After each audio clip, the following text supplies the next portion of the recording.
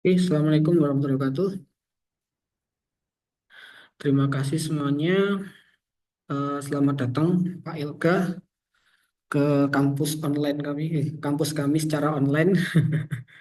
Nanti harapannya bisa datang secara langsung ya. Terima kasih Bapak Ibu dosen yang berkenan hadir untuk yang mengikuti kegiatan malam ini ya, kuliah tamu. Terima kasih juga teman-teman mahasiswa, terutama mahasiswa semester 3 ya, pengampu mata kuliah komunikasi data dan algoritma pemrograman. Oke, eh, saya akan langsung tanya ke Pak Elga ya. Gimana Pak Elga kabarnya? Ya, alhamdulillah baik Ya, Pak nih, Yasha. Ya, Ini lagi di mana boleh tahu? di Kediri ya, hujan deras ini sekarang. Hujan deras. Tapi Terus, suara saya terdengar. iya terdengar jelas. Iya. Tadi ya mohon maaf ya. Tadi rencana ada teman-teman yang mau bantu tapi kok belum pada datang ya. Kayaknya masih banyak yang pulang. Jadi mungkin sekilas informasi ya tentang kampus kami. Nah, ini teman-teman yang hadir kebanyakan merupakan mahasiswa semester 3 ya, yang sedang eh, apa ya, dalam proses lah eh, di mata kuliah algoritma pemrograman dan komunikasi data ya. Jadi insya Allah nanti kegiatan malam ini terhitung sebagai salah satu apa ya, kuliah lah, kuliah pada umumnya ya.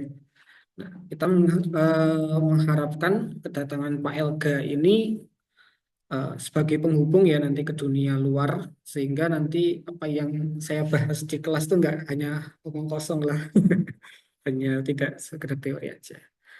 Oke. Baik, dari saya mungkin saya langsung ke arahkan ke Pak Elga ya. Monggo, waktu dan tempat saya persilahkan. Oke, terima kasih Pak Yasha atas waktu dan tempatnya. Oke, Assalamualaikum warahmatullahi wabarakatuh. Selamat malam semuanya. Sebelumnya saya mau mengucapkan terima kasih untuk Universitas Teknologi Surabaya atas waktunya buat saya sharing tentang topik lulusan elektro jadi programmer. Oke, saya boleh share screen sekarang ya. Bukan Pak Elga.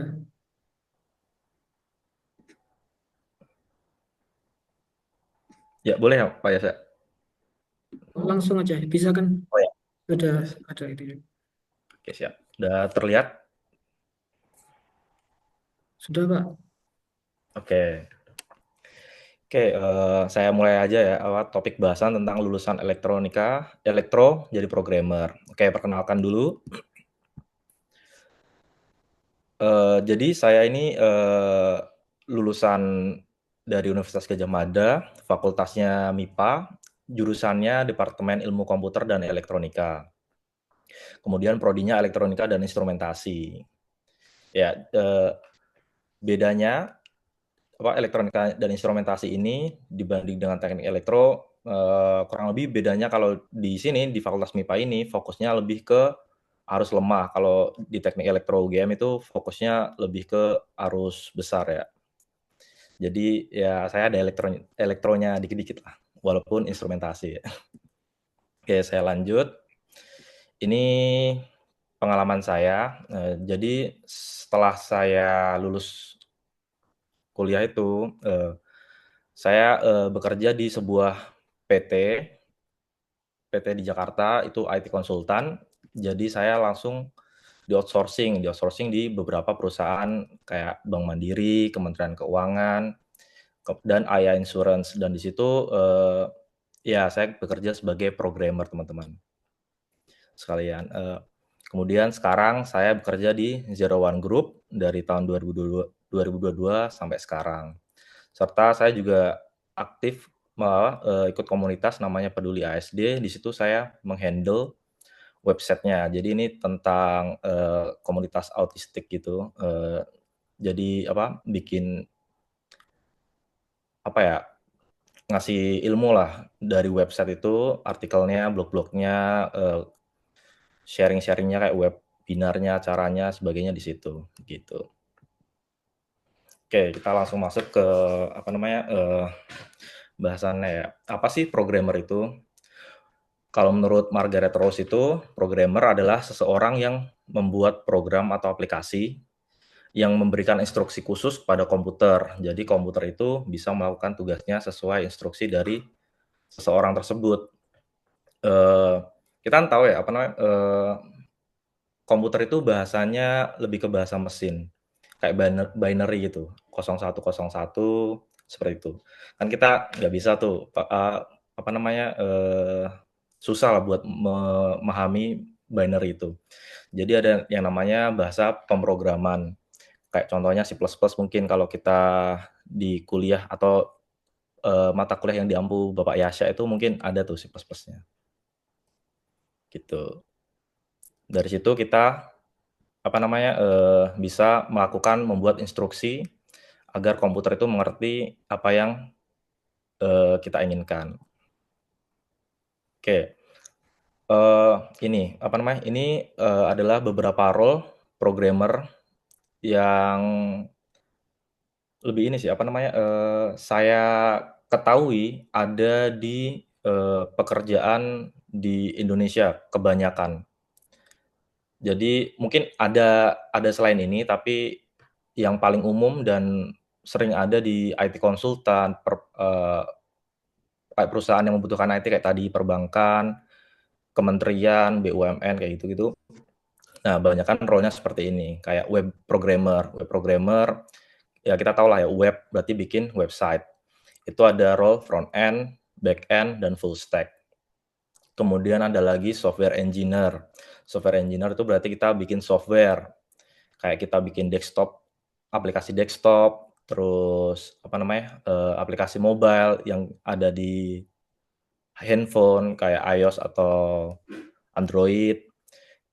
Kemudian ada lagi game developer, bikin game. Kemudian ada lagi machine learning, seperti itu. Kemudian ada lagi, apa ya istilahnya, ini role pekerjaan yang tugasnya tuh membuat lingkungan pekerjaan si web programmer sama software engineer tuh lebih, otomatis. Jadi mereka itu, bekerja sebagai support, namanya DevOps atau infra. Saya detilkan ya. Jadi web developer itu kan tadi dibagi 3, terus kemudian ada tambahan support ini DevOps. Front end itu apa sih? Mungkin saya ini ya, front end itu, tugasnya membuat desain. Jadi kalau di website itu ada desain kan, kayak interface-nya seperti apa, nah itu pekerjaannya front end. Front end itu bekerja di, browser. Browser itu hanya bisa membaca JavaScript ya teman-teman. Jadi di situ bahasa pemrogramannya itu JavaScript, kemudian ada HTML dan CSS. HTML dan CSS ini juga penting ya, karena di istilahnya HTML itu ini, sketsa gambar. Kita bikin kerangkanya, kemudian ada CSS juga. CSS ini, eee, istilahnya bikin, mewarnainya lah, begitu. Kemudian ada back end. Back end itu, ranah pekerjaannya lebih ke bagian ini, mengolah data dari database ke database itu diambil terus dikirim ke front end agar bisa menampilkan sebuah data-data di interface-nya itu, di dashboard-nya itu. Biasanya kan kalau kita, semisal kita nonton YouTube gitu. Nah, itu kita tampilin tuh, videonya apa aja di situ, komen-komennya, deskripsinya. Nah, itu dari database ke backend terus ke front end, begitu. Nah, di backend ini, kebanyakan semua bahasa pemrograman tuh bisa.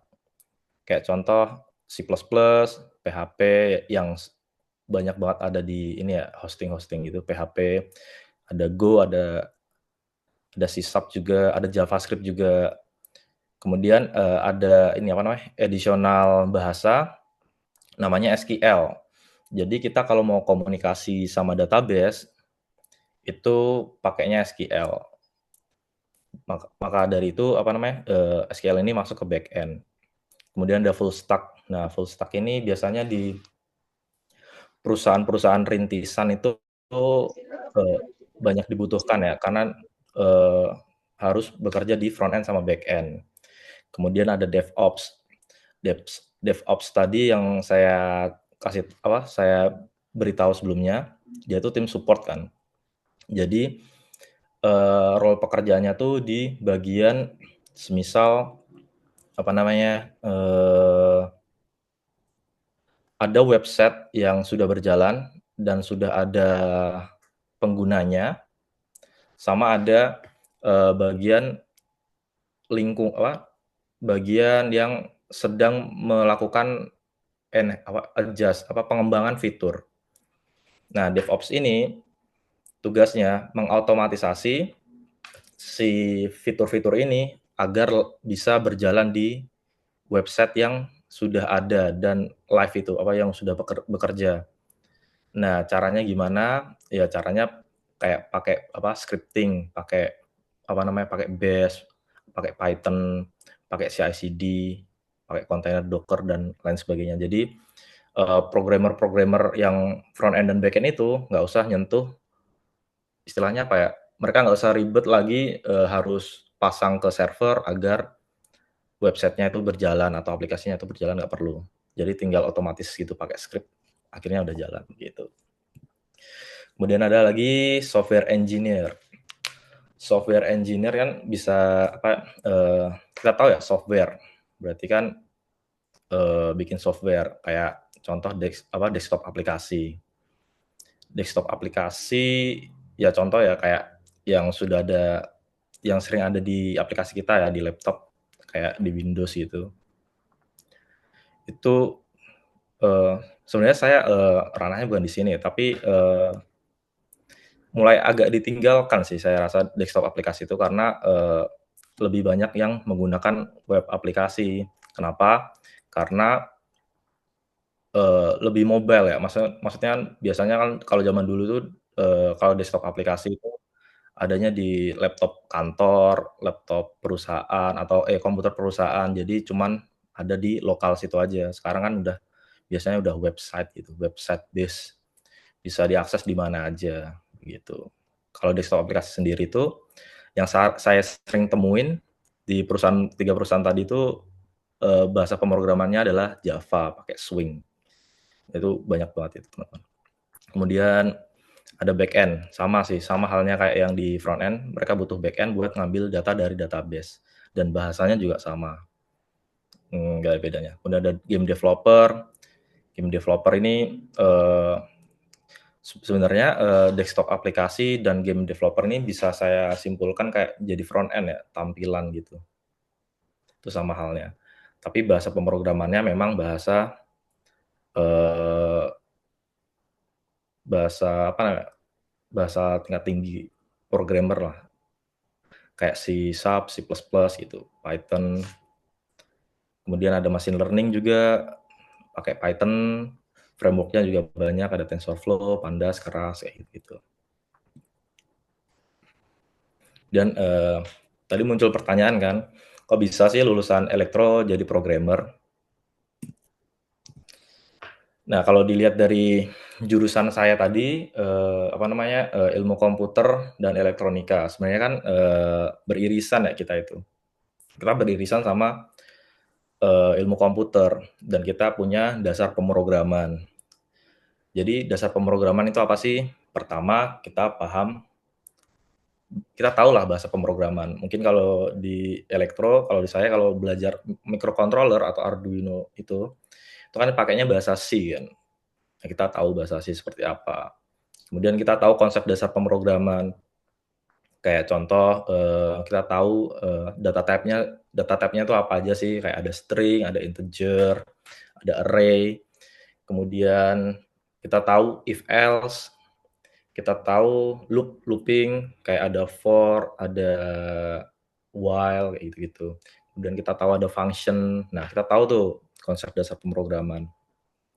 Jadi nanti, oh ya, apa namanya, jadi kita nanti kalau udah tahu bahasa konsep pemrograman itu, kita bisa implementasi di ini, problem solving. Biasanya kan kita juga poin 3 ini, kita kan, kalau di praktikum, kita juga ini kan apa namanya sering dikasih apa istilahnya itu eh kasus uji uji kasus apa sih istilahnya lupa Permasalahan, saya. permasalahan, Gimana? permasalahan ya biasanya. Iya kayak dikasih oh ya test case bahasa Tes Indonesia case Pak. ya. Iya test case gitu kan. Kayak contoh mungkin ada nggak sih pelajaran PLC Pak di sini? PLC semester berapa ya? Semester 5 atau 7 ya? 5 ya ada kan. Nah, itu kan biasanya kita Iya. kayak disuruh ini kan, kita punya sistem sistem, eee, tangki gitu. Tangki, kemudian ada sensor bawah, sensor atas, kemudian ada pompa. Nah, itu kan biasanya kita dikasih problem kayak gitu, gimana sih caranya, pompa ini ngisi air sampai, apa namanya, airnya tuh nggak tumpah gitu. Nah, itu kan kita, harus ini ya, apa namanya, tahu gimana caranya kan kalau pakai PLC atau pakai Arduino. Kalau pakai Arduino kan kita bisa coding tuh, apa namanya, kalau sensor bawah mendeteksi air itu nggak ada, kita nyalain pompa, diisi pompanya apa, airnya diisi sampai sensor atas mendeteksi apa namanya, airnya itu udah penuh, pompanya dimatikan. Nah, kayak gitu itu namanya problem solving, terus kita bisa implement dari konsep dasar pemrograman itu ke test case itu, apa, use case real life itu. Jadi kita bisa lah implement ke problem solving. Kemudian poin keempat itu ada yang namanya debugging. Debugging itu lebih ke ini, semisal coding kita itu nggak sesuai, kita harus tahu apa namanya. Biasanya sih kita sering ini ya, apa namanya, ngeprint ngeprint variabelnya, isinya apa sih, bener atau enggak gitu. Kalau nggak bener berarti kita sesuaiin. Nah, kayak gitu-gitu namanya debugging. Kita apa namanya, tahu ya kita ngeprint salah satu contoh gampangnya itu sih, ngeprint, kemudian kita tahu variabelnya, kita tahu masalahnya di mana, akhirnya di-fix lagi di problem solving, dan begitu terus lah seterusnya sampai program itu berjalan sesuai keinginan kita. Nah, itu. Nah, salah satu kita bisa jadi apa, anak elektro itu bisa jadi programmer kan karena kita memiliki kesamaan, yaitu kita memiliki dasar pemrograman, gitu, 4 poin ini. Kemudian ada lagi demand yang banyak.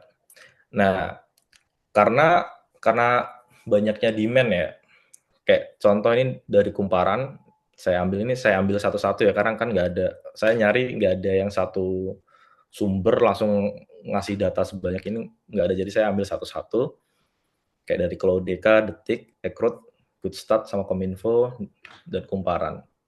Ini apa, di tahun 2025 ini, kebutuhan Indonesia terhadap talenta IT itu per tahunnya perkiraannya sampai 600.000. Sedangkan yang tersedia itu hanya 100.000 lulusan setiap tahunnya. Dan ini juga belum tentu ini kan, apa namanya, lulusannya tuh, sesuai kriteria perusahaan-perusahaan tersebut, begitu. Berarti kan banyak banget tuh demand-nya. Karena nggak cukup, nah perusahaan-perusahaan ini, kayak ini contoh tadi, ini jumlah startup sih. Perusahaan-perusahaan ini, selain mencari anak Ilkom, itu biasanya mencari yang punya dasar pemrograman kok. Contoh itu biasanya anak elektro, anak matematika, gitu. Mereka juga punya dasar pemrograman. Kayak apa,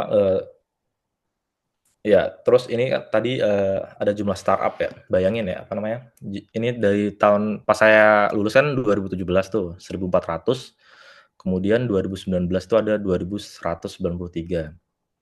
Nah, di tahun-tahun tersebut itu, ini, apa namanya, kan banyak startup tuh, ada 800, selisihnya 800 lah, dari tahun 2017 sampai 2019. Apa namanya, bayangin apa, satu startup biasanya kan ada levelnya, ada seed, seri A, seri B, C, D, unicorn, decacorn. Nah, satu startup seed itu yang kecil itu membutuhkan 5 sampai 10 IT, 5 sampai 10 programmer. Bayangin lagi kalau seri A sampai unicorn, unicorn itu bisa sampai 1.500 programmer. Itu banyak banget kan, dibanding saya dulu pernah nyoba apply kayak di Pura Group, pabrik kertas di Kudus, Polytron itu, lowongan kerjanya hanya 1, 2, sampai 5, nggak banyak lah dibanding ini, banyak banget lowongan kerjanya. Jadi ini belum sama kayak perbankan tadi yang butuh banyak, IT juga, programmer juga, terus IT konsultan, agensi, software house, asuransi, BUMN, kementerian, banyak kan, banyak banget itu. Nah itu apa, salah duanya ya karena demand yang banyak ini, makanya banyak yang ditarik juga dari elektro, matematika itu ke IT. Malah ada, eee, teman kantor saya yang lulusan ekonomi, itu juga bisa masuk di situ. Tapi yang bedanya dari kita kan apa, udah dapat dasar pemrogramannya. Jadi biasanya lebih dipilih lah, gitu. Nih, salah satu lowongan, dunia kerja di Indonesia. Nah ini lowongan Golang developer oleh Mitrais. Kenapa saya pilih Mitrais? Karena perusahaan saya juga nggak lagi buka lowongan, jadi saya nggak bisa ngambil. Kemudian berikutnya kenapa Mitrais? Karena Mitrais ini, nggak muluk-muluk sih kalau cari programmer, apalagi di level entry. Ini kan lowongan buat level entry ya. Kalau di perusahaan lain kan biasanya harus berpengalaman 3 tahun, apa-apa gitu, yang requirement-nya tuh agak aneh menurut saya. Nah, kalau Mitras ini, dia nggak muluk-muluk lah. Kayak contoh ini, kayak contoh apa yang bakal kalian lakukan ketika bekerja di Mitrais, sebagai Golang developer. Ini, kita bisa samakan sama tadi dasar pemrograman. Kayak contoh ini liaising with functional team and business user to define development requirement. Jadi di sini pekerjaannya tuh, eee, apa namanya, user itu punya kemauan.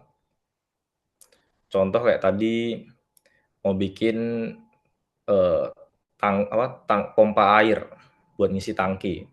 Nah, kita define tuh, kita butuhnya apa aja. Itu problem solving ya, butuhnya apa aja. Butuhnya kayak sensor, 2 sensor, 1 tangki, 1 pompa gitu.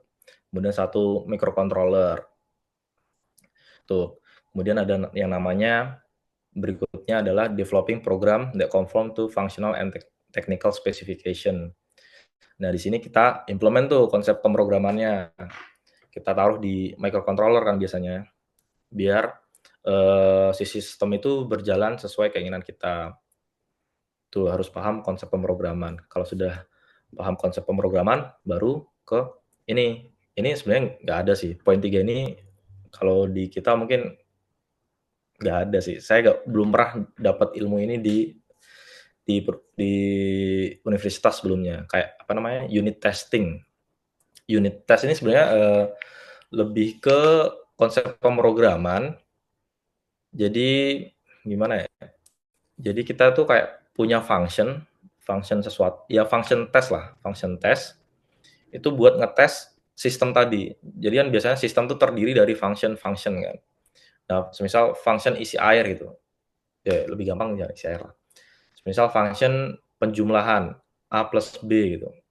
Jadi ada function buat tes ini, buat ngetes si function penjumlahan itu. Jadi ketika kita input, A itu 1, B itu 1, hasilnya harus sama 2 terus-menerus, nggak boleh beda. Nah, itu namanya testing, unit testing. Nah, itu kalau di pekerjaan di pemrograman tuh ini sangat dibutuhkan sih, karena biar quality quality control dari code-nya tuh, terjamin, begitu. Kemudian ada yang namanya tadi testing, bug fixing. Bug fixing ini kan masuknya debugging tadi kan. Semisal code kita itu, loh, code kita kok nggak bekerja sesuai keinginan kita. Nah, kita debugging, kita bug fixing. Kita cari tahu masalahnya apa, akhirnya dapat akhirnya bisa nge-solve kan, sampai bisa solve lah dari debugging itu. Kemudian ada yang namanya performance tuning program. Nah, ini bedanya, kalau performance tuning program itu lebih ke, apa namanya, program kita udah berjalan lancar gitu, tapi Tapi apa namanya, program kita udah berjalan lancar, akan tetapi, apa namanya, executing compile-nya bukan compile sih, jalannya lama. Semisal kita tadi mau melakukan penjumlahan A plus B gitu, 1+1, yang seharusnya apa namanya, hanya nggak ya millisecond lah, nggak sampai 1 detik, ternyata butuh waktu 5 detik gitu. Kan kita harus cari tahu kan, masalahnya apa, kemudian kita harus tahu algoritma struktur data juga. Misal, ternyata di function penjumlahan itu ada looping 100.000 kali gitu kan, itu bikin programnya berjalan inian lambat banget gitu. Jadi, harus tahu lah ternyata for 100.000 kali itu nggak perlu digunain gitu, akhirnya dihapus dan sampai, di-debugging sampai program ini berjalan lancar gitu. Untuk buat About You ini, ya hanya dibutuhin bisa ngoding pakai Go atau pernah belajar backend language pakai C++ kayak gitu, gitu sih. Ya lebih ke inilah what will you be doing lah. Itu kan sama kan, sama sama tadi dasar pemrograman mirip-mirip kan teman-teman semuanya, gitu. Kemudian, apa keuntungan dan kekurangan menjadi programmer? Saya mau promosi ini. Jadi keuntungannya itu, lowongan kerjanya tuh worldwide ya teman-teman. Jadi sudah nggak lokal sih, karena udah global kan.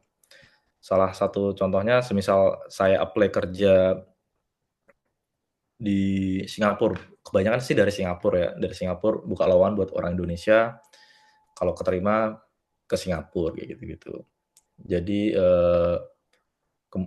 jadi begitu. Kemudian, gajinya relatif besar. Biasanya kan saya lihat sih di beberapa job job apa namanya, job post di LinkedIn, di Indeed, Jobstreet tuh biasanya lebih lebih tinggi daripada UMR di lokasi tersebut. Kemudian kalau jadi programmer itu bisa sekalian freelance. Freelance-nya biasanya ya kalau kita kerja di kantor, kita bisa kerja after office dan kita bisa ngerjain project-project, kayak buat website gitu. Kalau di industri kan kita nggak bisa tuh freelance, misal kita di industri jadi operator, kita di perusahaan lain jadi operator kan kayaknya saya belum pernah denger gitu, kayaknya nggak mungkin. Makanya kalau jadi programmer bisa freelance. Kemudian fleksibel, dari pengalaman saya sih, jadi programmer itu pekerjaannya berbasis project gitu. Jadi kalau projeknya bisa lebih ke ini sih, biasanya kan, kita bikin timeline gitu. Seminggu ada berapa task gitu. Kalau task-nya bisa diselesain di hari Selasa, gitu ya hari Rabu, Kamis, Jumatnya kita lumayan free gitu. Nah kayak gitu, karena berbasis project. Jadi kalau projeknya kelar, kita udah agak lumayan free. Kemudian keuntungan kelima ini nggak semuanya sih, nggak semua di perusahaan ada ya, tapi ya ada. Kayak kerja remote gitu, kerja remote. Nah, di perusahaan saya ini, saya bisa kerja remote. Jadi bagusnya itu, kemudian ada di perusahaan lain juga ada yang hybrid, jadi nggak selalu di kantor. Jadi kalau kalian di rumah, kalian bisa melakukan sesuatu yang lain ya, kayak mungkin saya nggak ini nggak menganjurkan kayak semisal jualan atau ngapain gitu. Karena kita bisa kerja remote kan, maksudnya kita bisa melakukan aktivitas lain selain di kantor gitu. Kemudian ada keuntungan, pasti ada kekurangannya. Kekurangannya tadi itu persaingannya ketat. Jadi di dunia IT ini, dunia pemrograman, karena kan tadi levelnya global ya. Nah, karena levelnya global, perusahaan-perusahaan di Indonesia atau di perusahaan Singapura atau tempat lain itu mereka ini kan keperluan talentanya itu kualitasnya harus lebih tinggi kan. Nah, karena lebih tinggi, semisal di Indonesia nggak nemu, mereka bisa cari di India, dari Vietnam, dari Filipina, yang mungkin kualitasnya agak lebih tinggi dari kita dan bayarannya lebih murah, itu persaingannya ketat banget. Kemudian ada tekanan dan deadline. Tekanan dan deadline ini sebenarnya tergantung dari kita bikin spesifikasi tadi sih. Kalau spesifikasinya bagus ya nggak sampai kena tekanan dan deadline, kalau nggak bener ya kena ini, tekanan dan deadline. Kalau udah kena tekanan dan deadline berarti jam kerjanya lebih panjang. Nah, kalau di IT itu karena karena project base, itu biasanya nggak ada uang lembur, teman-teman. Paling biasanya ada uang makan malam, kayak gitu aja sih. Kemudian poin 4 tuh harus update teknologi baru. Kalau ini bisa jadi kekurangan, bisa jadi kelebihan. Kalau orang yang suka belajar ya ini cocok nih, update teknologi baru. Kalau nggak suka belajar ya ini apa namanya, bisa kalah saing kan. Karena kan, teknologi itu selalu berkembang kan, jadi bisa kalah saing. Kemudian ada tech winter, ada layoff. Kayak apa, yang kita sering dengar di beberapa bulan terakhir atau beberapa tahun terakhir kan banyak yang di layoff tuh. Tapi sebenarnya teman-teman kalau menurut saya, layoff ini enggak, ya kekurangan tapi enggak melulu kekurangan ya. Karena kan,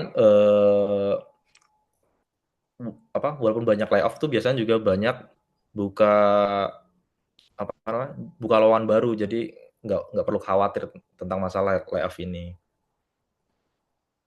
Jadi masih aman lah, makanya kalau kamu di-layoff di Indonesia, bisa kerja remote di Australia gitu atau di Singapura gitu. Biasanya mereka buka lowongan lebih banyak daripada di Indonesia. Gitu, itu kekurangannya. Kemudian bagaimana cara jadi programmer? Nah, ini saya mengutip dari roadmap.sa. Ini role-nya backend ya teman-teman. Mungkin nanti bisa ini sendiri apa namanya, buka linknya sendiri roadmap kalau mau jadi programmer ya, itu ada backend, ada frontend tadi, ada mobile apps dan lain-lain. Dan ini salah satunya backend. Backend itu pertama ambil bahasa yang mudah. Kalau yang mudah tuh saya saranin ya pakainya JavaScript. Itu lebih lebih mudah daripada bahasa C++. Kemudian ada yang namanya version control system sama GitHub repo. Apa ini? Apa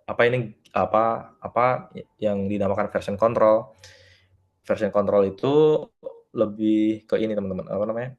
Semisal kita bikin skripsi atau bikin tugas gitu, atau bikin proposal lah ya.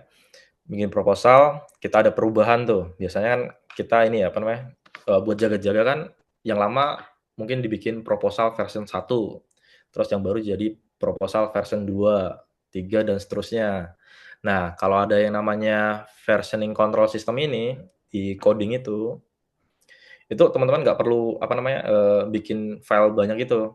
Jadi cukup satu file, terus version control ini yang punya riwayat lah, di situ ada riwayatnya gitu. Jadi semisal kalau mau kembali ke proposal satu ya tinggal di rollback gitu ke history yang ada di Git itu.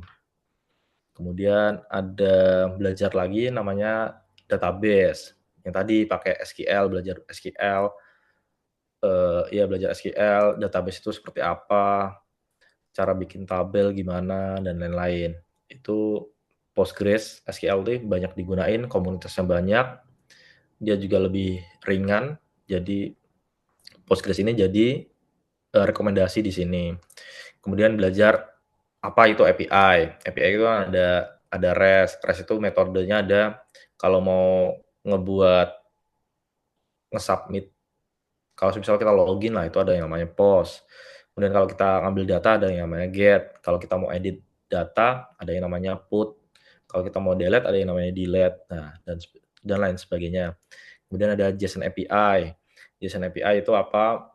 Biasanya kalau di API itu responsnya itu namanya JSON. JSON itu bentuknya objek gitu teman-teman. Kemudian ada caching. Caching ini mungkin tambahan ya, tapi mungkin nggak perlu dibahas di sini.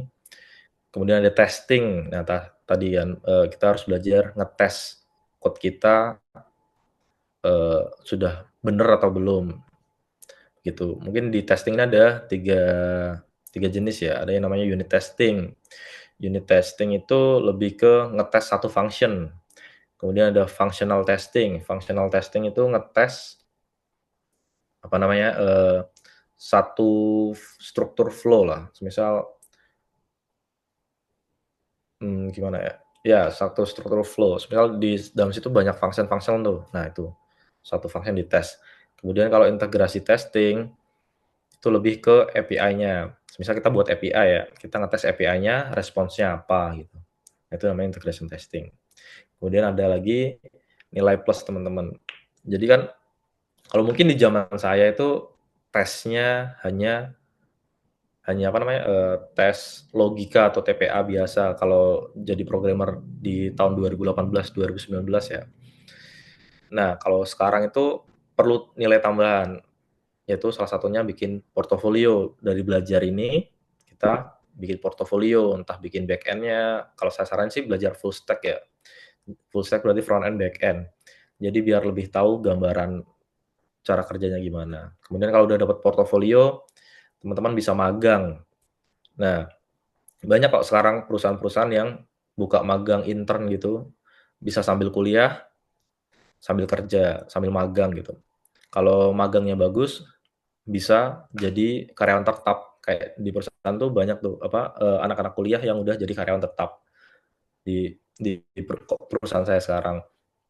Nah, kenapa magang? Karena ini apa namanya, teman-teman biar bisa ngerasain apa namanya, lingkungan bekerja sebagai programmer itu seperti apa gitu. Kayak cara komunikasi, cara ngoding yang baik dan benar, ya intinya pokoknya biar tahulah lingkungan, dunia pemrograman itu seperti apa.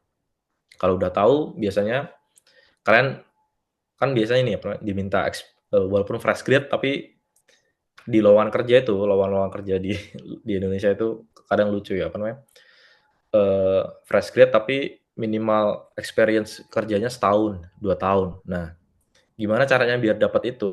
Ya salah satunya dengan cara magang ini. Jadi nanti teman-teman bakal dapat experience 1 tahun gitu, dan akhirnya bisa dijual ke perusahaan-perusahaan tersebut, gitu teman-teman.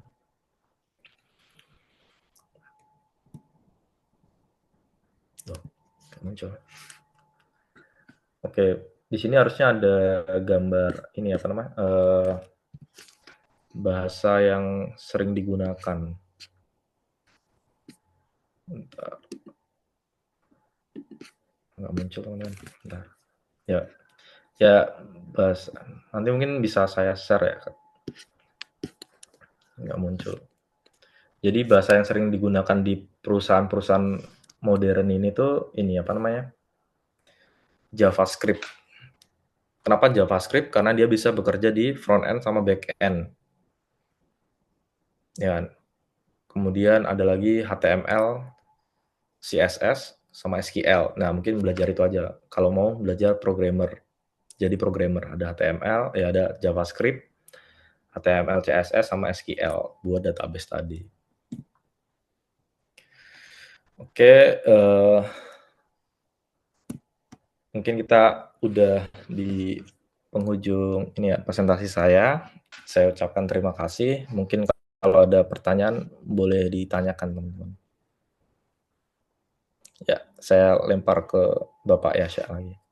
Wah, Monggo Pak ya. banget ya. Terima, terima kasih Pak Elga untuk apa namanya paparannya lumayan panjang sekali dan Iya, jauh banyak. banget ya ternyata ya dibandingkan kuliah itu saya yang hanya teori aja. Berarti, pengaplikasiannya lumayan iya panjang ya bisa jadi duit itu. Oke, teman-teman yang ingin bertanya mungkin silakan dari siapa dulu?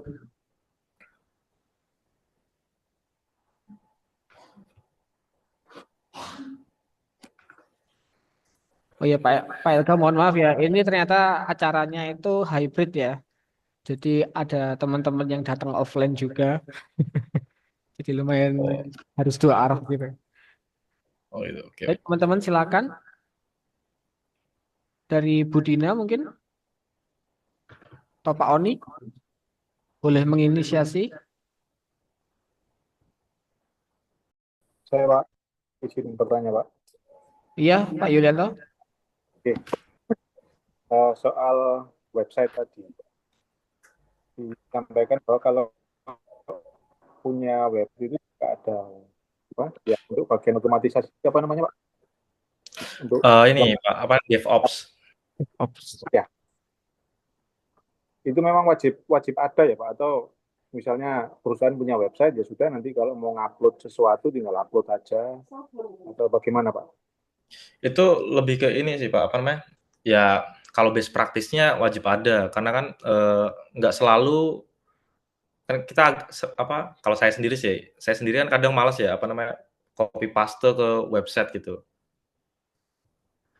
Dan kalau skalanya masih kecil ya nggak apa-apa sih copy paste, Pak. Tapi kalau udah skalanya besar itu lebih baik diotomatisasi.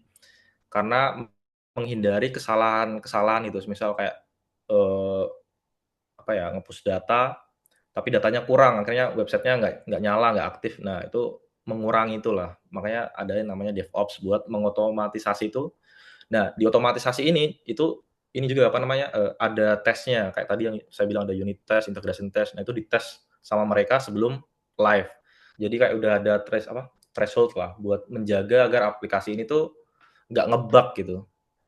Jadi itu, apa namanya, fungsinya DevOps tuh itu, Pak. Jadi menurut saya sih wajib ada ya kalau skalanya udah lumayan besar, tapi kalau masih skalanya kecil ya mungkin bisa drag and drop nggak apa-apa sih, Mungkin gitu. menambahi Pak Ilga, karena teman-teman ini kemarin masih dasar ya, mungkin bahasanya mulai dikerucutkan di web developer aja, terutama untuk yang full stack ya. Untuk teman-teman Iya biar boleh. ada gambaran, mungkin lebih diperbanyak di front end-nya. Iya, tadi kalau misalkan tadi tadi apa itu Pak Yulianto tanya ya, DevOps. DevOps ya. Kalau Ya. misalkan kasusnya web sederhana, itu bagaimana? Nah, di- Oh, nah saya perlu bertanya nih, apa namanya, contohnya boleh nggak dikasih tahu pakainya apa? Misal pakai hosting atau pakai VPS, nah itu boleh dijelasin lagi sih. Biasanya pakai apa ya, Pak, ya? untuk kami sih belum pernah ya. Oh. Jadi mungkin bisa dijelaskan dulu mungkin VPS itu apa, terus hosting itu apa gitu ya. Ada shared hosting Oke. kan biasanya. Iya, kalau hosting kan biasanya shared ya. Jadi, apa namanya, satu mungkin bisa dibilang satu komputer lah, satu komputer itu dibagi banyak orang. Kemudian kalau VPS itu biasanya, dedicated, apa ya istilahnya ya, ya kamu dikasih satu komputer sendiri, nggak dibagi-bagi sama orang lain. Tapi ada spesifikasinya biasanya kayak 1 gigabyte RAM, 20 gigabyte apa namanya, capacity ROM, Storage, storage. ya storage-nya, gitu-gitu. Nah, kalau masih pakai hosting, biasanya kalau hosting tuh ada yang namanya hosting tuh hanya seinget, untuk yang sekarang ya, itu hanya menyediakan Node.js, JavaScript itu, kemudian ada yang namanya PHP, ya hanya 2 itu, 2 bahasa pemrograman. Kalau untuk VPS itu kan kita lebih fleksibel ya, karena itu komputer kita, itu CPU kita bisa install apapun di situ. Nah nah di situ kita bisa, semisal kita butuh performance gitu, kayak e-commerce gitu, itu kan satu transaksi mungkin bisa sampai 10.000, 30.000. Nah, itu mungkin kita butuh bahasa pemrograman Golang gitu, agar lebih cepat, kayak gitu-gitu sih, Pak. Jadi, ya seperti itu sih. Terima kasih Pak Elga untuk pertanyaannya. Untuk jawabannya salah ya. Baik teman-teman yang lain, kalau ada pertanyaan, monggo.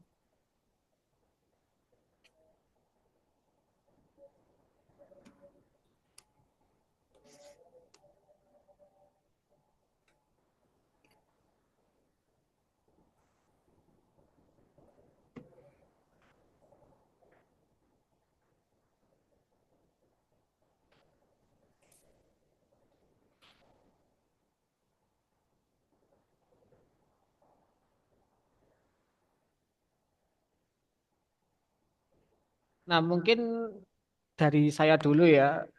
Sebenarnya saya kepo sih. Cara Monggo Pak. kalau mungkin tahun 2000 ketika jenengan lulus itu mungkin lagi banyak lowongan atau gimana ya, saya kurang tahu. Tapi kita pengen tahu sih.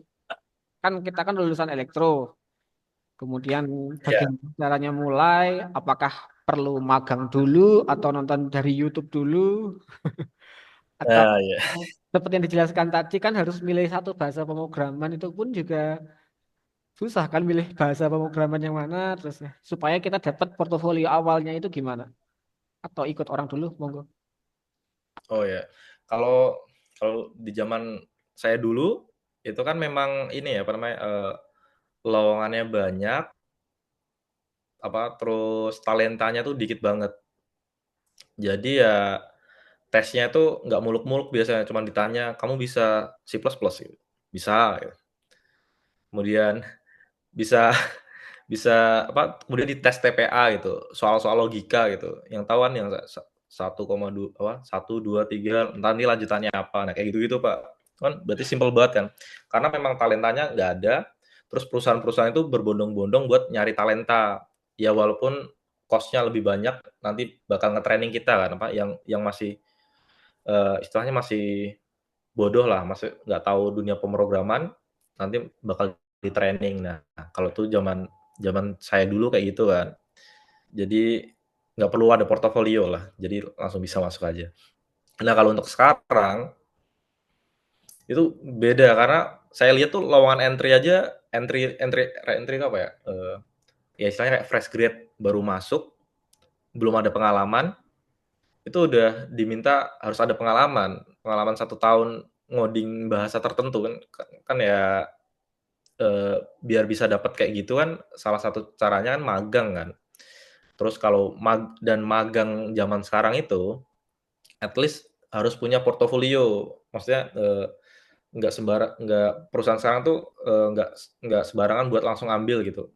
Kamu tuh harus punya portofolio tadi apa, at least bisa bikin front end, bisa bikin tadi tampilan lah, walaupun simple sih nggak apa-apa. Simple kayak semisal user management, cuman bikin apa ya, dashboard user management sama login gitu. Itu udah cukup sih sebenarnya. Itu bikin front end, kemudian bisa bikin back end. Back end ya sama, semisal kalian bisa nge-query gitu, ngambil data dari database, terus dikirim ke front end. Nah itu bikin back end. Untuk pemilihan bahasa sih saya nyaraninnya tadi sebenarnya ada nih Pak, apa namanya, tampilan apa namanya, statistik dari Stack Overflow, tahu kan ya Stack Ya, Overflow? Itu dia, bikin statistik bahasa yang sering digunakan di dunia profesional. Paling tinggi itu JavaScript. iya. Kenapa JavaScript kan dia tuh bisa di dua ini, apa namanya, di Langsung bisa dua dikompil ya. ya bisa di dua role kan, kayak front end, back end. Padahal dia itu kan bekerja di apa, sebelumnya dia cuman bisa di ini kan, di apa namanya, browser. Nah, sekarang dia bisa di bisa di back end. Kenapa? Karena ada Node.js di situ kan, bisa nge-compile. Nah, karena dia bisa di dua role ini, makanya dia paling sering digunakan, apalagi di perusahaan-perusahaan yang rintisan, karena kan pengen irit biaya biasanya kan. Nah, karena pengen irit biaya, ya sekalian lah full stack gitu. Kamu belajar JavaScript, oh ya, ada lagi tadi HTML dan CSS buat front end. HTML dan CSS itu apa? HTML itu biasanya kalau kita ada website, ada kotak-kotak gitu, nggak ada warnanya biasanya. Ya sekarang udah ada warnanya ya. Nah, kalau kotak-kotak aja itu biasanya pakai HTML, terus ada teks itu HTML.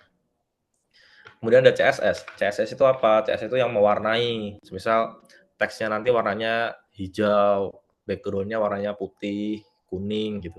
Nah, itu CSS. Itu buat front end tuh belajarnya itu JavaScript, HTML, CSS. Kemudian untuk back end belajarnya misal belajar JavaScript, oke lah belajar JavaScript, framework.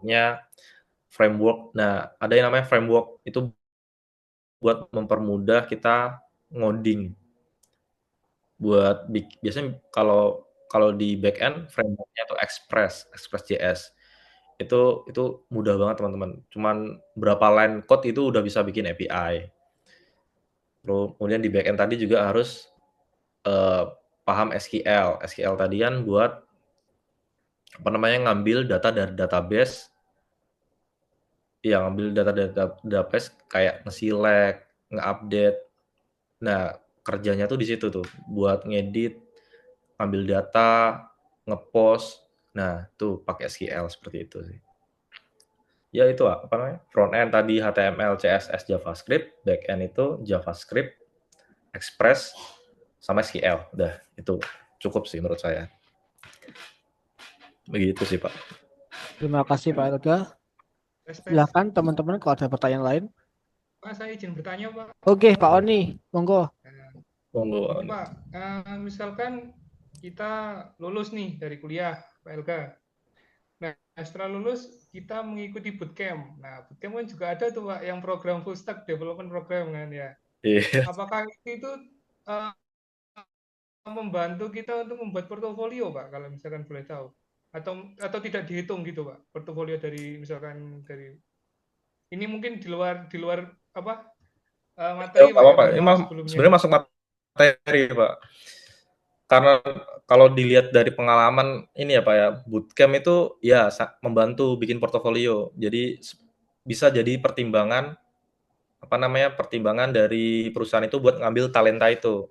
Kan itu bikin website kan beneran website kan ya Pak ya. Ya, benar, Jadi benar. bisa dianggap portofolio kan. Nah, itu bisa juga. Di bootcamp itu kan juga diajarin yang namanya ini apa namanya? Mohon maaf Pak Elga, kerja sama tim. Biasanya kan ya. mungkin dijelaskan dulu bootcamp itu apa. Banyak teman yang belum tahu juga istilah bootcamp. Bootcamp itu kayak kursus. Nah, Nah, Ya, kursus. Nah, kalau bahasa sederhananya pelatihan tentang apa ya bilangnya ya? Ya kalau programmer ya berarti pelatihan tentang programmer kayak tadi belajar front end, back end ya itu. Nah kalau di bootcamp tadi itu apa namanya? Tadi sampai mana? Oh ya di bootcamp itu kan juga diajarin kan kita biasanya milih ini ya milih mau bekerja di bagian mana. Tadi kan ada front end sama back end. Nah biasanya kan tuh kita milih kita mau front end gitu. Nah, kita nanti kan di situ juga belajar ya walaupun lingkungannya itu kecil, tapi kita belajar kayak cara komunikasi sama back end-nya, komunikasi sama biasanya ada PM namanya project manager, belajar komunikasi sama project manager. Itu kan benar-benar portofolio. Terus kita belajar ya pasti diajarin testing dan lain sebagainya. Itu bisa sih dengan portofolio, tapi kalau bootcamp itu atau pelatihan itu ini Pak, apa namanya, mereka ini apa, kalau saya nggak terlalu saya saranin ya, karena mereka itu ini apa namanya, mentarif harga kan, dan itu lumayan mahal kan, biasanya dikontrak 2 tahun gitu. Biasanya mereka ngasih jaminan kalian bisa dapat kerja. Nah, tapi kontraknya bayar bootcamp-nya tuh mahal, bisa 20, 30, 50 gitu kan. Itu menurut saya mahal. Dan buat fresh grad yang baru kerja, ya itu berat sih. Jadi kalau saran saya ya bikin ya itu sebenarnya nilai plus sih, tapi bisa kok dengan cara lain kayak magang tadi. Magang itu sebenarnya at least cuman butuh portofolio simple, kalian bisa ngoding pakai backend atau front end, bisa jelasin cara kerjanya bagaimana. Nah, itu biasanya HR langsung mau kok apa namanya menerima itu. Oh ya kamu bisa magang di sini. Dan itu biasanya magang juga dapat bayaran kan. Ya 1 juta atau 1,5 juta atau 500.000 biasanya kan. Itu oke lah gitu. Menurut saya. Daripada di kontrak buat bayar bootcamp yang mahal.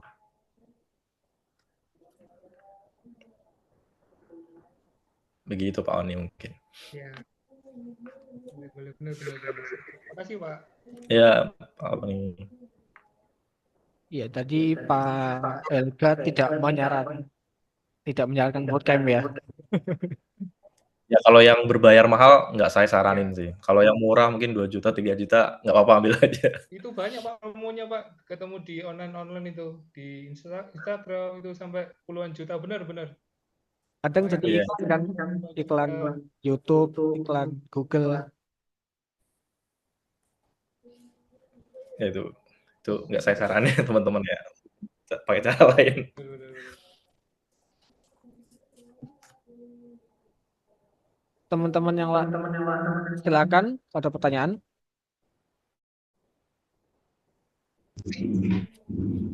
Saya Pak mau bertanya Pak. Monggo, Afid.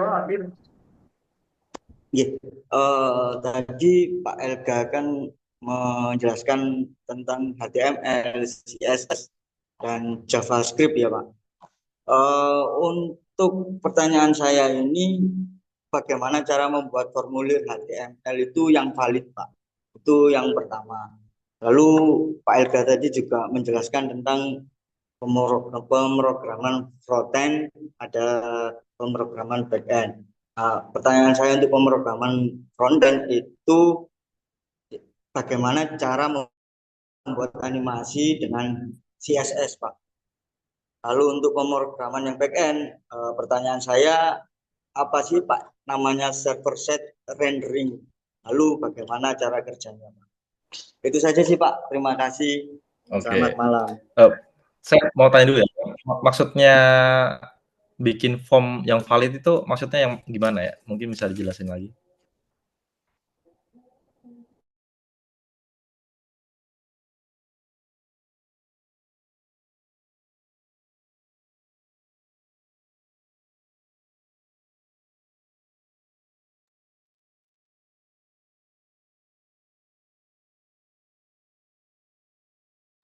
Halo, Afid.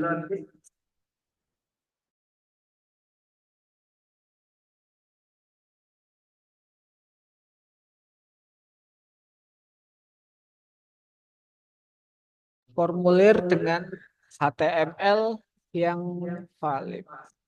Maksudnya bi?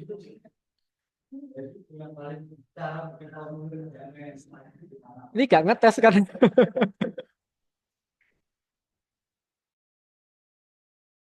Monggo Pak Elga dijawab mawon. Gimana Pak tadi?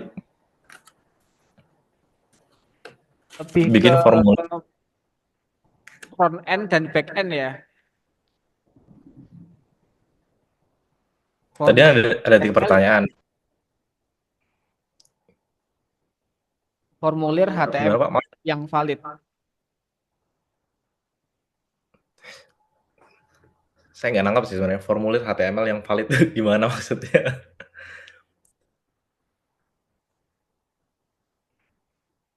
Mungkin saya jawab pertanyaan 2 yang lain dulu ya. Siap.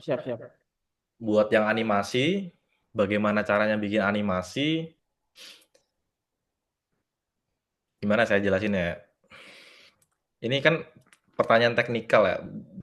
Apa namanya? Harusnya itu ya dijelasin apa namanya? Cara ngodingnya. Buat animasi, sebenarnya kan saya ranahnya back end ya, bukan front end. Kalau buat animasi itu ya pakai CSS itu. Saya bingung sih jelasinnya. Karena ditanyain gimana caranya. Kalau gimana caranya kan harus ngoding ya. Jadi saya bingung gitu jawabnya gimana. Kalau pertanyaannya tadi yang berikutnya itu server side rendering. Kalau server side rendering itu contoh kita punya JavaScript gitu. Kita pakai Node.js. Kemudian front end-nya pakai React.js gitu. Front end-nya pakai React.js. Nah, biasanya itu kita bisa nge-compile tuh React.js-nya. Di-compile jadi apa istilahnya ya? Jadi ini apa namanya? Gimana jelasin susah banget. Jadi statik lah istilahnya. Jadi statik. Jadi kan tadi ada namanya server side rendering sama ada 2 berarti. Harusnya ada 2 server side rendering sama client side rendering. Kalau client side rendering itu front end-nya berjalan sendiri. Kalau server side itu front end-nya ikut masuk ke apa namanya server begitu. Jadi ikut ke back end langsung.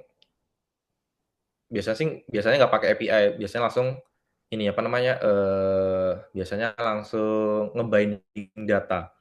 Nah, apa namanya salah satu contohnya ya banyak kayak bahasa zaman dulu itu banyak yang pakai server side rendering. Kayak biasanya pakainya Java, C#, ASP.NET kayak gitu-gitu. Nah, itu cara apa ya? Cara ngodingnya pun juga ini apa namanya reponya work apa ya? Bingung saya. Ini mah IT banget saya ngomongnya jadi bingung. Jadi Dibahas itu ya, apanya? Ada kalau ada tempat buat belajarnya atau YouTube-nya itu hmm, banyak gak sih? kalau YouTube-nya banyak sih, tapi dulu saya sempat ini apa namanya cara belajarnya kayak belajar JavaScript atau Node.js itu saya patungan sih sama teman saya buat beli course. Karena kan biasanya kalau YouTube tuh banyak potongan kan, dipotong-potong gitu. Jadi ikut course yang apa itu ya? Ya, Mungkin saya Udemy, tahu, tapi bingung jelasinnya. salah satunya Udemy kan murah tuh biasanya Pak, Oh iya, cuman Udemy. 130 lah. Ya patungan 4 orang gitu kan, 30 bisa dapat satu satu satu Satu course, materi ya. satu materi dan itu nggak dipotong-potong. Kalau di YouTube kan biasanya dipotong-potong tuh, kayak dilewatin gitu. Kalau di Udemy kan bisa dapat ini ya full. Biasanya malah diajarin kalau di Udemy itu biasanya diajarin kayak front end back end sekalian. Kemudian diajarin kayak Git, pakai Git. Itu versioning control itu juga diajarin. Kadang kalau orangnya pengajarnya itu baik dikasih tahu caranya bikin pipeline, bikin CI/CD itu juga diajarin. Gitu-gitu sih, Pak. Kayaknya Mas Abid ini pernah magang nih. Soalnya tahu server side juga. Oh, udah.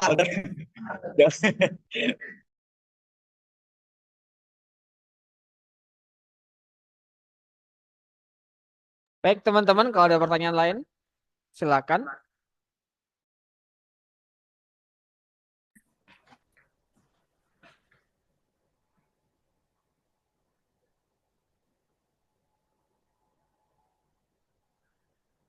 Ada anonimus bertanya ini, tidak mau disebutkan namanya. Pak, apakah harus selalu pakai MacBook? Enggak sih, nggak perlu. Pakai Windows bisa. Mungkin ini ya apa namanya? eh, kalau pengalaman sih ini ya apa namanya? MacBook itu lebih lebih gak sering update itu aja sih mungkin ya. Nggak perlu nggak sering restart Pak apa? Restart buat update. Bagusnya itu aja sih mungkin teman-teman. Kalau kalau selalu pakai MacBook sih enggak ya. Malah saya saranin pakai Linux mungkin ya. Pakai Linux lebih enteng. Dan itu lebih kayak ke server kan. Server itu pakainya biasanya pakai Linux. Nah, tuh bisa langsung pakai Linux aja sih. Saya saranin. Cuman lah, Linux baterainya nggak awet. Apa? Baterainya nggak awet. Loh, bukannya Windows malah lebih nggak awet ya Pak? Saya udah lama nggak pegang Windows. Baik, terima kasih Pak Elga. Ya, nggak Silakan Pak. teman-teman, ada pertanyaan lain?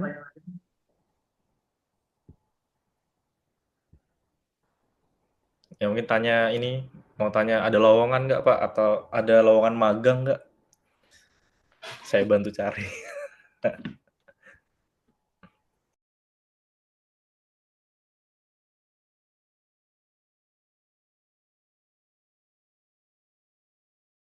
Jadi gini Pak Elga, ini ada anonimus tanya lagi. Jadi di kampus kami kan, ya mohon maaf ya, beberapa kali kena serang hack ya. Ya memang karena kita hosting yang apa namanya shared ya. Nah itu komputernya buat share itu selalu kena hack. Bahkan pernah jadi situsnya judi online sampai diblokir Kominfo. Nah itu mungkin ada apa namanya tips kalau misalkan nge-hosting itu milih yang kayak gimana atau mungkin harus diapakan biar nggak kena hack seperti itu. Nah, kalau untuk masalah judi ini, saya kemarin sempat ngobrol sama teman saya juga ya, orang Kediri, dia dia ini pengusaha hosting. Nah, saya tanya dulu apa namanya, di websitenya Pak Yasha itu pakai apa? Pakai WordPress atau enggak? Ya WordPress. Nah, saya kan nggak paham WordPress. Nah, dia yang paham WordPress, dia cerita kalau WordPress itu bisa di brute force, Pak. Brute force itu apa? Jadi brute force. Apa itu? Itu ini apa namanya? Itu kan ada laman login kan biasanya. Nah, biasanya website inilah contoh kayak apa namanya? Aplikasi perbankan kita gitu, BCA gitu. Itu kalau salah 3 kali kan langsung di-ban kan. Nah, sedangkan di WordPress itu kita bisa salah beberapa kali tetap nggak di-ban, tetap jalan terus. Nah, itu salah satu kelemahannya. Jadi bisa bisa kita kirim terus tuh apa username-nya apa, password-nya apa tanpa henti kan. Kita bikin semisal kita bikin function biasa gitu, itu buat apa, buat nge-brute force atau buat paksa login ke WordPress-nya Bapak itu mungkin nggak butuh waktu lama gitu kan, karena 1 detik bisa kirim mungkin 1.000 kali atau berapa ratus kali gitu kan, ngeri itu. Nah, itu mungkin kekurangannya WordPress ya, Pak. Mungkin kalau solusinya saya nggak tahu. Saya nggak tahu kalau pakai WordPress itu gimana. Karena kan dia nggak ada ini ya, ban ya, nggak ada kalau salah login IP-nya nggak bisa di-ban kan. Nah, mungkin kalau bisa di WordPress itu dibikin itu sih. Kalau ada yang maksa masuk, di-ban gitu IP-nya, agar nggak bisa akses, IP hosting itu. Begitu sih, Pak, mungkin. Baik, terima kasih ya. Jadi yang pakai WordPress hati-hati. Silakan ada pertanyaan lagi. Ada pertanyaan Elda Febri di chat. Pak mau tanya, jadi automation engineer. Mungkin pas dengan kuliah Pak Ilka. Apakah harus menguasai semua jenis PLC? Waduh, pas saya kuliah. Saya aja lupa. Kalau dulu saya pra-KP sih, ini ya, tetap tergantung perusahaannya. Biasanya cuman ini menguasai itu maksudnya apa ya? Biasanya kan kalau di saya dulu pra-KP di Krakatau Steel, itu cukup belajar diagram ladder kalau nggak salah. Laddernya doang ya. Iya. Laddernya aja. Jadi nggak perlu Memang menguasai semua PLC PLC. ini kan teknologi lama ya. Nah, saya nggak tahu, Pak. Bukan sekarang. Teknologi barunya apa biasanya? Oke. Sorry Pak, menambahkan. Ya, Eh, udah. kita sebagai orang konstruksi, biasanya kalau pindah project, biasanya PLC-nya berubah, Pak. Nah, kadang apakah itu perlu juga kita belajar dari awal untuk brand PLC-nya?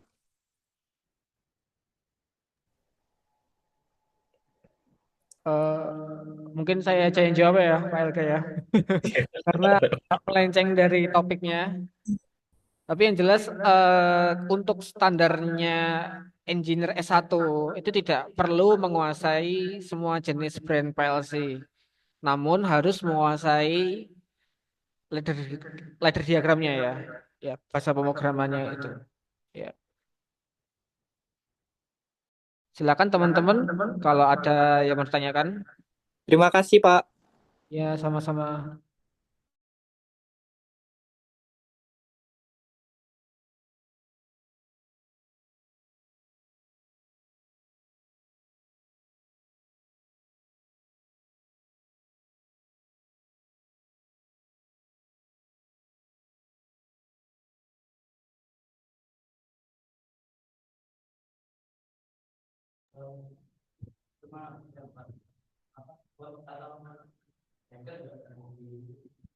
Ada yang bertanya, Adip bertanya tentang Cloudflare.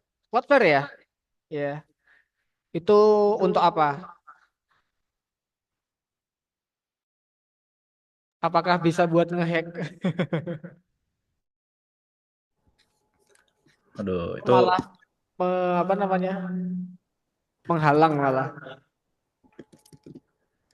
oke. Mungkin saya mau minta maaf dulu karena itu ini ya apa ranahnya siapa namanya DevOps tadi ya. Jadi saya nggak terlalu paham sih Cloudflare itu buat apa. Memang bukan skopnya ya. Bukan scope-nya. Oke. Silakan teman-teman lain, ada yang mau ditanyakan?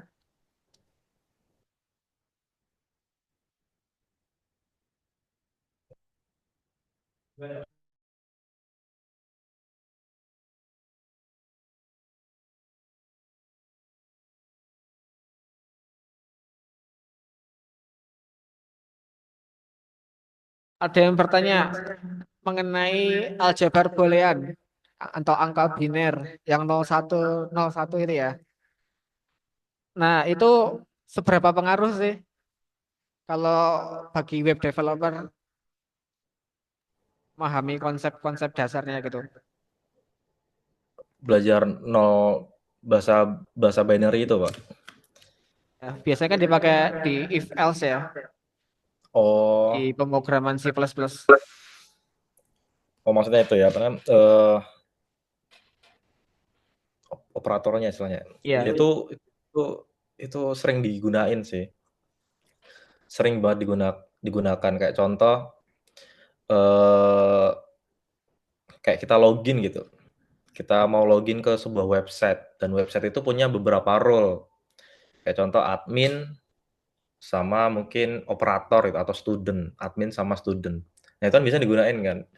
Kita cek dulu role-nya apa. Nanti menu-menu yang ditampilkan itu apa. Misal apa namanya admin menunya apa lebih banyak, kemudian kalau student menunya lebih dikit. Nah, itu kan apa namanya digunain tuh if else. Kadang juga ada yang namanya switch case kan, switch case itu juga digunain. Itu ya itu keseharian kita Pak sebagai programmer pakai itu pasti. Sangat berpengaruh. Terima kasih Pak Elga. Lanjut pertanyaan lagi. Mau tanya Pak, kalau mau melamar pekerjaan bermodalkan pemrograman yang belajar sendiri atau otodidak tanpa memiliki pengalaman dan magang, apakah bisa? Itu tergantung perusahaannya ya. Mereka kan biasanya punya standar sendiri gitu. Mungkin untuk perusahaan-perusahaan masa kini ya, bukan zamannya Pak Ilga ya. Iya. Kalau untuk perusahaan zaman sekarang sih ini ya, kalau otodidak itu kelemahannya ini ya teman-teman. Mungkin kalau dari YouTube masih kurang ini apa namanya? Kurang profesional mungkin dibilangnya. Best practice-nya tuh nggak terlihat gitu kalau YouTube. Soalnya kan mereka kadang ya saya dulu juga belajar dari YouTube ya, itu jauh banget dari best practice. Mungkin kalau mau belajar pemrograman itu biasanya kita lihat di GitHub. Itu kumpulan repository atau storage, istilah storage sih. Kumpulan project-project coding itu banyak di GitHub kan. Mungkin bisa di-search di situ, ditulis saja best practice back-end JavaScript gitu. Nah, nanti biasanya di situ ada tuh orang-orang baik hati, terus ada apa namanya? Kalau apa ya istilahnya? Kalau di e-commerce itu kan ada bintangnya, ratingnya banyak gitu. Nah, itu bisa dilihat juga di situ ratingnya banyak. Yang ratingnya banyak yang mana? Itu kalian bisa pakai tuh, bisa gunain di situ. Bisa cobalah di install sendiri di laptop terus belajar bahasa pemrograman di situ. Itu lebih bagus sih menurut saya, karena biasanya itu orang-orang yang profesional, terus memang berbaik hati buat ngasih contoh buat para pemula. Nah itu, belajar otodidaknya di situ. Kemudian perlu magang atau tidak, nah sayangnya kalau di Indonesia, itu biasanya ini, apa namanya, masih butuh experience. Oh, ya kalau kalau dari fresh grade ya, itu biasanya masih butuh experience bekerja sebelumnya. Itu saya sering lihat sih sebenarnya. Cuman ya tergantung perusahaannya ya. Kadang juga ada yang fresh grade, bener-bener fresh grade, tapi bisa ngoding itu juga bisa masuk. Kayak contohnya tadi Mitrais. Mitrais itu, biasanya tes mereka nggak muluk-muluk gitu. Biasanya hanya tes, apa namanya, algoritma struktur data biasa, kayak biasanya contoh kayak, tolong buatkan program Fibonacci ya gitu. Kayak gitu-gitu biasanya tesnya. Kalau perusahaan-perusahaan yang ini ya, apa, nggak muluk-muluk kayak gitu. Nah, biasanya tesnya kayak gitu. Nah, itu bisa itu tanpa magang. Cuman kalau bisa magang itu nilai plusnya jauh sih dibanding tanpa magang gitu sih, Pak. Terima kasih Pak Ilga. Mungkin saya mau menambahkan ya. Em, jadi di bidang kita teknik elektro itu agak berbeda dengan bidang seperti informatika, arsitek dan sebagainya ya. Kalau untuk bidang kita itu tidak pernah ditanya portofolio itu apa gitu. Tapi kalau misalkan masuk ke pemrograman, arsitek, interior, desain dan sebagainya ya, itu pasti ditanya portofolionya itu sampai mana, pernah ngapain aja. Itu bisa dituliskan dalam suatu apa ya? Biasanya barengan sama CV ya. Ya, Iya bener. terima kasih. Ada pertanyaan lagi? Atau Pak Elga mau menambahkan? Itu ada yang tanya, Pak, bagaimana cara membuat web e-commerce? Langsung jawab aja Pak. Susah sekali ya. Kalau mau praktis pakai WordPress tadi tuh biasanya ada plugin-nya tuh bikin e-commerce. Langsung ya. WordPress Iya, makin e-commerce. e-commerce Oke ada, nanti tapi untuk pertemuan selanjutnya kita coba buat WordPress aja ya. ya mungkin. Aduh. Tapi jeleknya WordPress itu ini teman-teman, apa namanya, WordPress itu eh, nggak fleksibel buat di enhance, apa ya, dikembangin lagi. Misal nanti fiturnya makin aneh-aneh itu WordPress tuh susah karena dia plugin kan biasanya.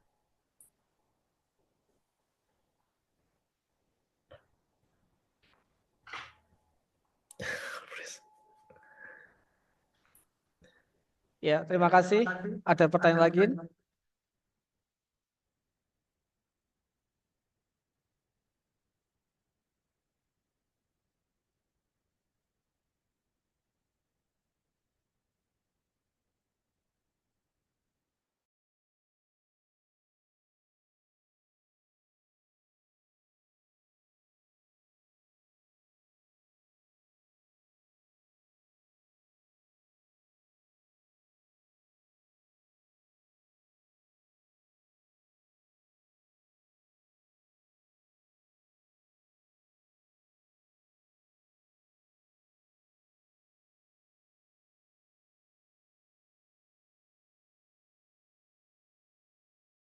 Ada yang bertanya, Pak.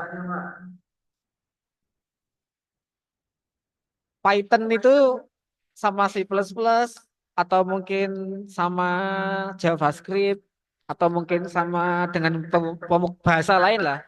Itu sama, mendekati sama atau enggak sama sekali.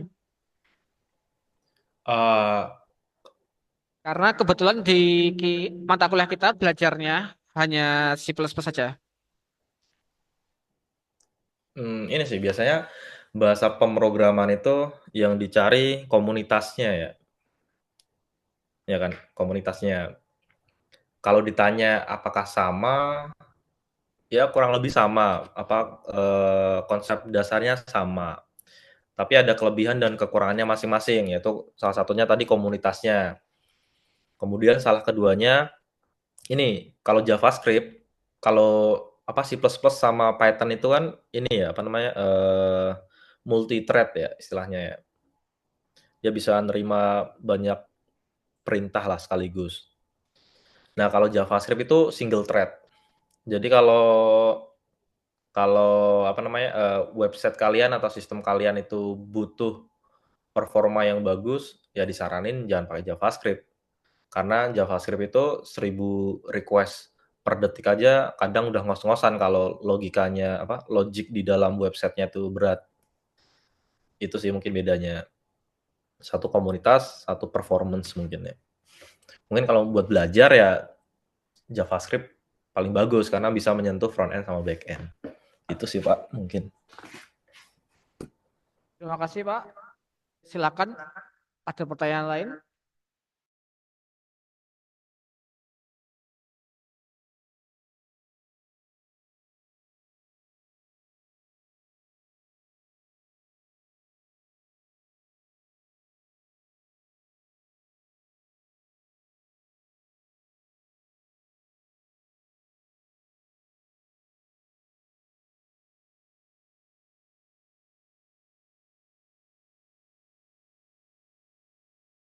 Apakah ada pertanyaan lagi?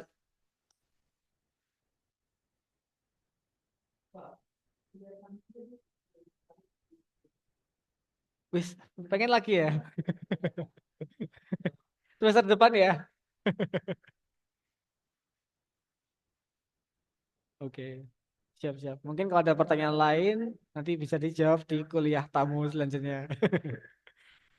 Oke, mungkin dari kami dicukupkan dulu ya.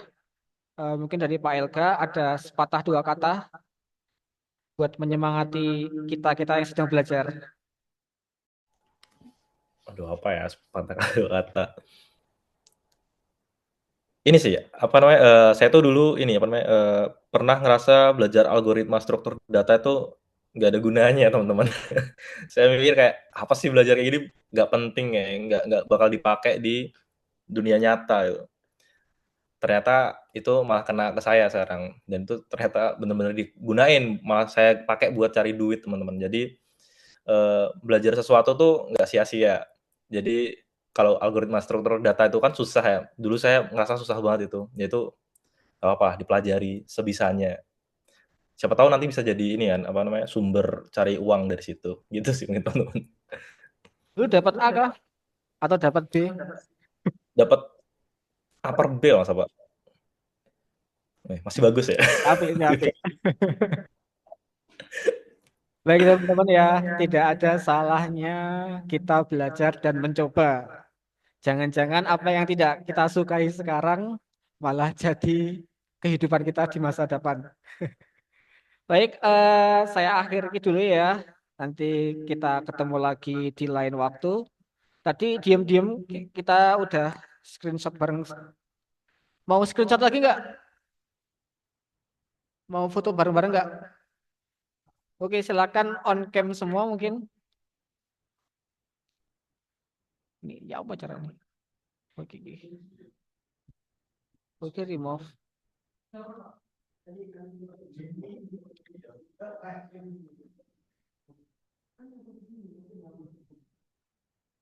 Satu, dua, tiga. Caranya ya apa ya?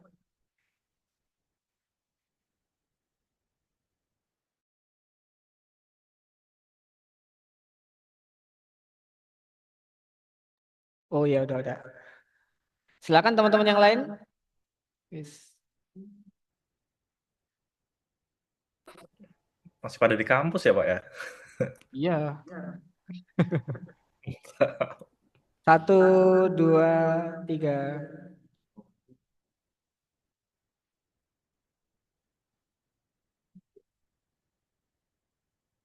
Sudah?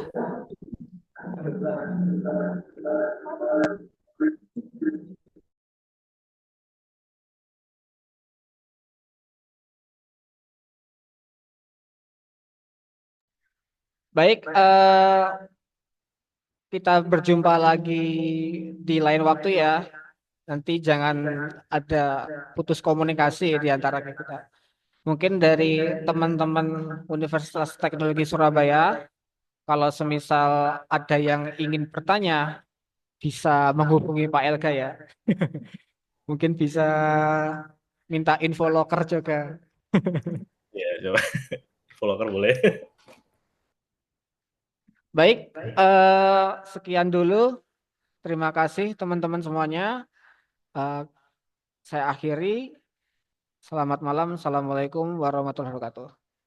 Selamat malam, Waalaikumsalam warahmatullahi wabarakatuh. Terima kasih, Pak. Terima kasih Pak Elga, terima kasih Bu Dina, terima kasih teman-teman Universitas Teknologi Surabaya semua. Saya persilakan untuk kembali ke tempat masing-masing. Baik, terima kasih.